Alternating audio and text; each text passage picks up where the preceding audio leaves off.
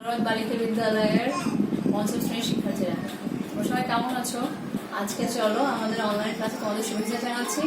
আজকে আমি তোমাদের আফরোজা ম্যাডাম তোমাদের বাংলাদেশের বিষয় পরিচয় ক্লাসে শুভেচ্ছা শুরু করতে যাচ্ছি। স্বাগত জানাচ্ছি, সবাই নিশ্চয়ই ভালো আছো। চলো আমরা আজকে নতুন একটা অধ্যায় শুরু করব। আজকে আমাদের অধ্যায় 3 নিয়ে কিছু গুরুত্বপূর্ণ বিষয় নিয়ে তোমাদের সাথে আলোচনা করবো টিচার। আচ্ছা চলো, এর আগে আমরা একটা ছবি দেখি।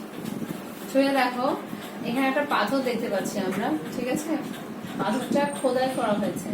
খোদাই করে আমরা একটা পাথরের মধ্যে দেখো মানুষের ছবি আনা হয়েছে, দেখো, ঠিক আছে? খোদাই পাথর, এই ধরনের খোদাই পাথর আমরা প্রাচীনকালে এই ধরনের অনেক নিদর্শন আমরা দেখতে পেয়েছি, ঠিক আছে? তো এই ধরনের নিদর্শনগুলো যে স্থানগুলোতে পাওয়া যায় সেগুলোকে বলা হয় ঐতিহাসিক স্থান। তো আজকে আমাদের পাঠ্য বিষয় বা অধ্যায় 3 বাংলাদেশের ঐতিহাসিক স্থান ও নিদর্শন সমূহ। তো সেখান থেকে বগুড়া শহরের করতোয়া নদীর তীরে অবস্থিত এই ধরনের একটি ঐতিহাসিক স্থান নিয়ে আজকে আমরা আলোচনা করব। সেটার নাম কি? মহাস্থানগড়। নাম কি? মহাস্থানগড়। তো দেখো, এই ধরনের নিদর্শন, এই ধরনের এই যে তোমাদের একটা খোদাই পাথর দেখিয়েছিলাম, এই ধরনের নিদর্শনগুলো মহাস্থানগড়ে আছে। তো এই নিদর্শনগুলো থেকে বা ঐতিহাসিক স্থানগুলো থেকে আমরা অতীতকালে মানুষের জীবনযাত্রা কেমন ছিল, অতীতকালে দেখা যাচ্ছে তাদের সংস্কৃতি আর সভ্যতা কেমন ছিল সেসব সম্পর্কে জানতে পারি, ঠিক আছে? তো আছে, তাহলে পড়া চলে আসি। তো মহাস্থানগড় দেখো, মহাস্থানগড় কখন গড়ে উঠেছিল? খ্রিস্টপূর্ব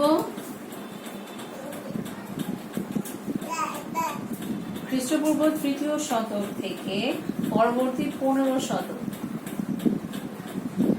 খ্রিস্টপূর্ব 3য় শতক থেকে পরবর্তী 1500 বছরের বেশি সময়কাল ধরে বাংলার ইতিহাসের ঐতিহ্যের সাক্ষ্য বহন করে এই মহাস্থানগড়, ঠিক আছে? মহাস্থানগড়। আর এইটা মৌর্য আমলে একটা ঐতিহাসিক স্থান। মৌর্য আমলে নিদর্শন বহন করে। মৌর্য আমলের রাজাদের নিদর্শন গুলো এই স্থানে আমরা দেখতে পাই। মহাস্থানগড়ে গেলে বিভিন্ন রকম জিনিসপত্র, ধাতব মুদ্রা, বিভিন্ন রকম ফল, এগুলো সব দেখতে পাই। কোন আমলে? মৌর্য সাম্রাজ্যের রাজাদের নিদর্শন গুলো আমরা দেখি। আচ্ছা, তারপরে এটা মৌর্য আমলে কি নামে পরিচিত ছিল? পুণ্ড্রনগর নামে পরিচিত ছিল। কি নামে পরিচিত ছিল?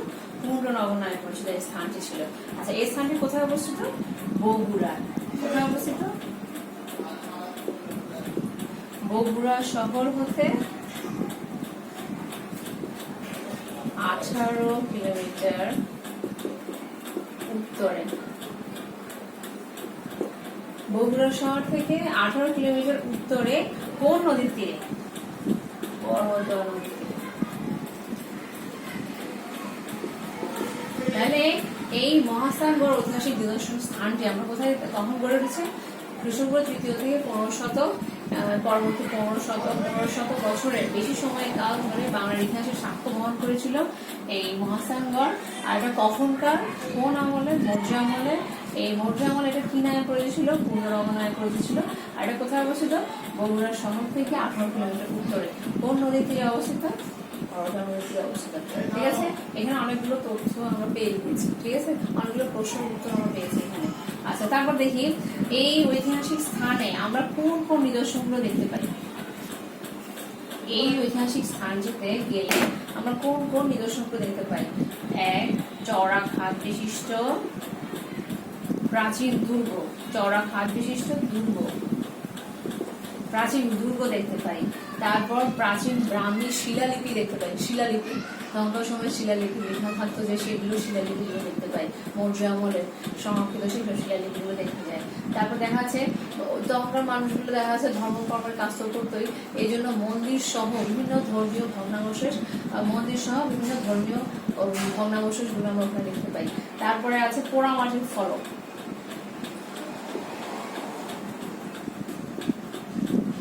পোড়ামাটির ফলক দেখি। তারপরে দেখা যাচ্ছে পোড়ামাটির ফলক দেখা যায়, ভাস্কর্য দেখা যায়, ধাতব নানা রকম মূর্তি দেখা যায়, পুঁতি দেখা যায়। তারপরে আরেকটা গুরুত্বপূর্ণ বিষয় দেখতে পাওয়া যায় সেটা হচ্ছে যে একটা 3.35 মিটার লম্বা খোদাই পাথরের সন্ধান আমরা এখানে দেখতে পাই। ঠিক আছে, তাহলে আমরা এই মহাস্থানগড়ে কোন কোন নিদর্শনগুলো দেখতে পাই? চড়া খাদ বিশিষ্ট প্রাচীন দুর্গের সন্ধান পাওয়া যায়, তারপরে প্রাচীন গ্রামী শিলালিপির সন্ধান পাওয়া গিয়েছে এখানে, মন্দির সহ বিভিন্ন প্রাচীন যে ধর্মীয় ভগ্নাবশেষ, ধর্মীয় বিভিন্ন কার্যক্রম হচ্ছে যেখানে সেসব ভগ্নাবশেষগুলো দেখতে পাওয়া যায়। তারপর দেখা যাচ্ছে যে পোড়ামাটির ফলক, তারপর পুঁতি, ধাতব মুদ্রা, ভাস্কর্য, এগুলো সন্ধান পাওয়া যায় সেখানে। তারপরে 3.35 মিটার লম্বা খোদাই পাথরের সন্ধান পাওয়া গিয়েছে। তাহলে আমরা মহাস্থানগড়ে গেলে কি কি দেখতে পাবো সেটা সম্পর্কে আমরা জানি।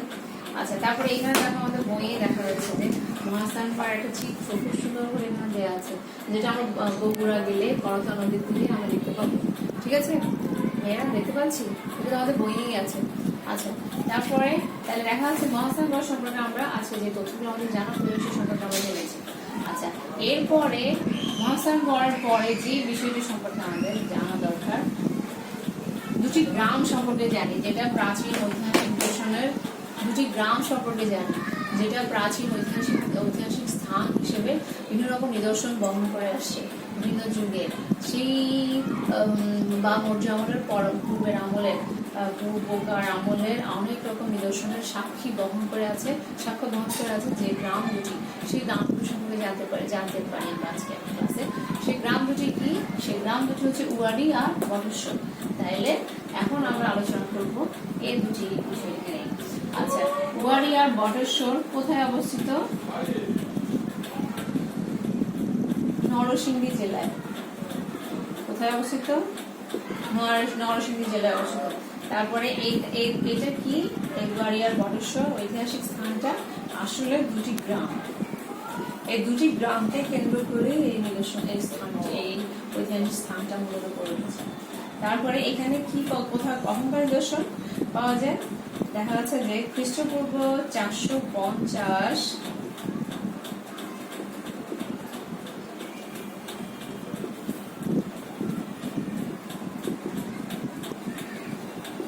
অব্দে মৌর্য আমলের পূর্বে প্রাচীন নিদর্শনের সন্ধান পাওয়া যায় সেখানে। তারপর দেখা যাচ্ছে যে এই সভ্যতাটি কোন বিষয়টির সাথে জড়িত? সমুদ্র বাণিজ্যের সাথে সম্পর্কিত। এই সভ্যতাটি কিসের সাথে জড়িত? সমুদ্র বাণিজ্যের সাথে সম্পর্কিত এই সভ্যতা। তারপর এখানে প্রাচীন নগর সভ্যতা, একসময় এখানে কিন্তু অনেক ঐতিহাসিক প্রাচীন ঐতিহাসিক নগর সভ্যতাও গড়ে উঠেছিল, একসময় অনেক সমৃদ্ধ ছিল। আর এই জন্য এর নিদর্শন হিসেবে এখানে প্রাচীন রাস্তাঘাটের সন্ধান পাওয়া গিয়েছে। প্রাচীন রাস্তাঘাটের সন্ধান পাওয়া যায় এখানে। আচ্ছা, প্রাচীন রাস্তাঘাটের সন্ধান পাওয়া গিয়েছে, আরো পাওয়া গিয়েছে রৌপ্য মুদ্রা, হাতিয়ার, তারপরে পাথরের মূর্তি। ঠিক আছে, তাহলে আমরা এই উয়ারি আর বটেশ্বর এই ঐতিহাসিক স্থানটি কোথায় অবস্থিত ছিল জানি? নরসিংদী জেলায় অবস্থিত। তারপরে এটা আসলে কি? দুটি গ্রাম। ঠিক আছে, তারপরে এটা কখন গড়ে উঠেছে?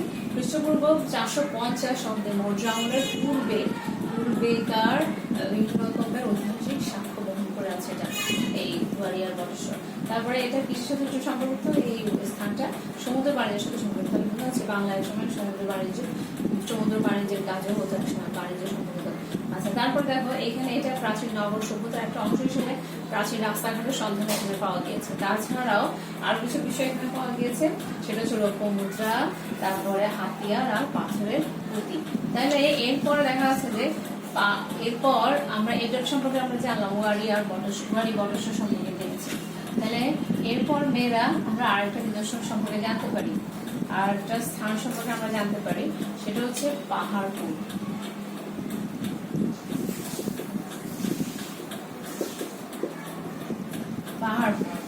তা এই পাহাড়পুর এই ঐতিহাসিক নিদর্শনটি কখন গড়ে উঠেছে?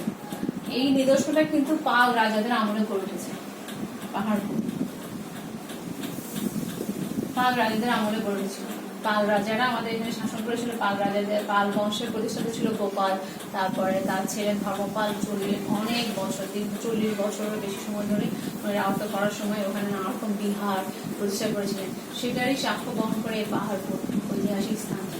আচ্ছা, পাল রাজা এই নিদর্শনটি গড়ে উঠেছে কখন, নির্মিত হয়েছিল কখন? 781 থেকে 821।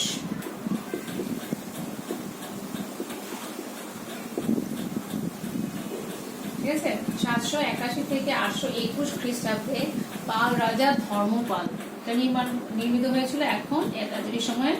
আর এটা নির্মাণ করেছিলেন পাল রাজা ধর্মপাল। তারপরে দেখা যাচ্ছে যে এটি কোথায় অবস্থিত, আমাদের রাজশাহী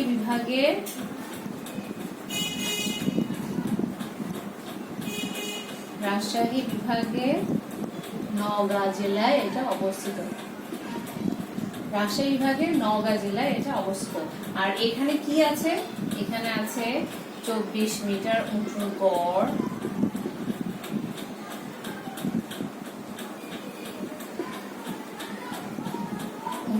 আছে। আর এটার আরেকটা নাম আছে, সেটা হচ্ছে শঙ্কু মহাবিহার।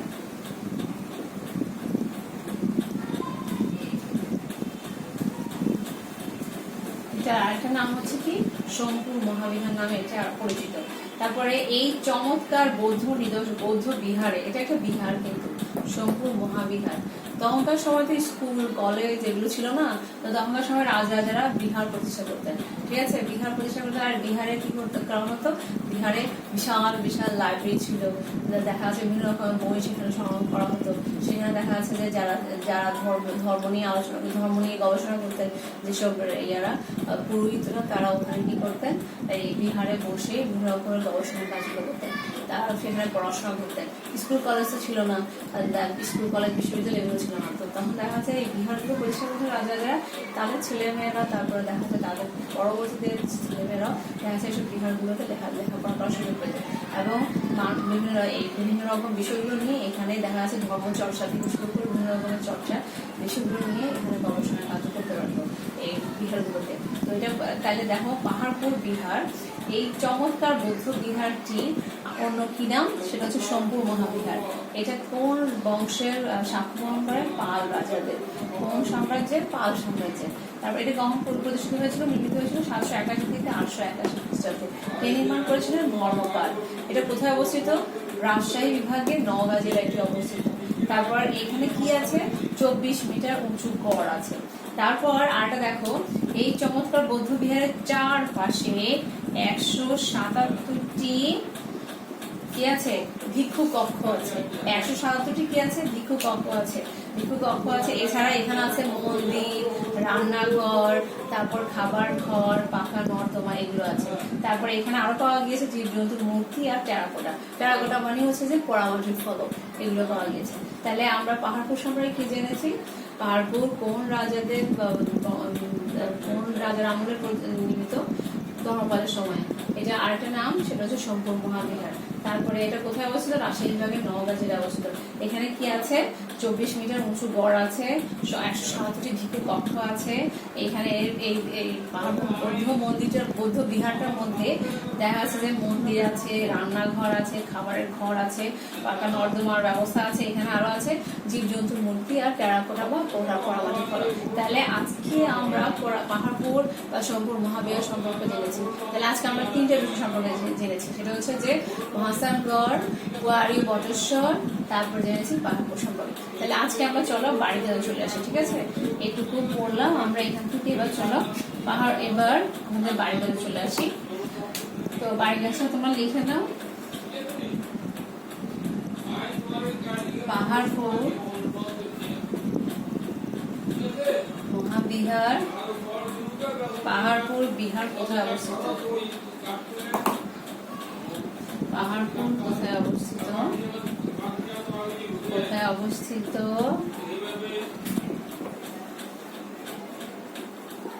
এ সম্পর্কে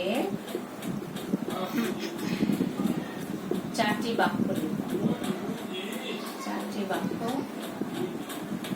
ঠিক আছে মেয়েরা, তাহলে বাড়ির কাজটা দেখে নিও তোমরা। আর তাহলে আবার সবাই ভালো থাকবে, তোমরা সবাই ভালো থাকবে। আর আরেকটা বাড়ির কাজ দিলে মনে হয় ভালো হতো, যেহেতু পড়া পাহাড়পুর এবং মহাস্থানগড় সম্পর্কে আরেকটা দিই।